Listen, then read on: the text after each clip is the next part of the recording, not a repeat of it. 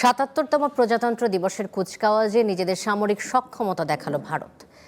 এবারের কুচকাওয়াজে মূল আকর্ষণ ছিল পাকিস্তান চালানো সামরিক অভিযানে ব্যবহৃত বিভিন্ন যুদ্ধাস্ত্রের প্রদর্শনী, যার সাক্ষী হলেন ইউরোপীয় ইউনিয়নের শীর্ষ নেতা অ্যান্তোনিও কস্তা এবং উর্সুলা ফন ডার লিয়েন।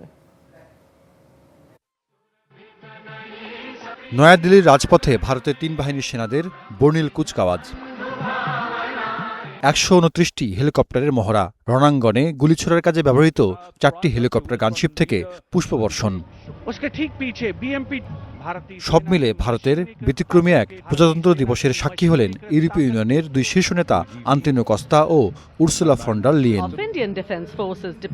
ভারতের যুদ্ধাস্ত্র প্রদর্শনীর এই আয়োজনে সামরিক বিশ্লেষকদের নজর ছিল অপারেশন সিঁদুরে ব্যবহৃত ভিক্টোরি থ্রু জয়েন্টনেস নামের এই ক্ষেপণাস্ত্র প্রযুক্তির দিকে। একসাথে জল, স্থল ও আকাশ প্রতিরক্ষায় সক্ষম এটি। সম্প্রতি পাকিস্তানের জঙ্গি ঘাঁটি ধ্বংসের যে দাবি ভারত করেছে, এটি ছিল তারই বিজয় উদযাপন। কুচকাওয়াজে তুলে ধরা হয়েছে ভারতের নিজস্ব প্রযুক্তিতে তৈরি এই সাজোয়া যানটিও।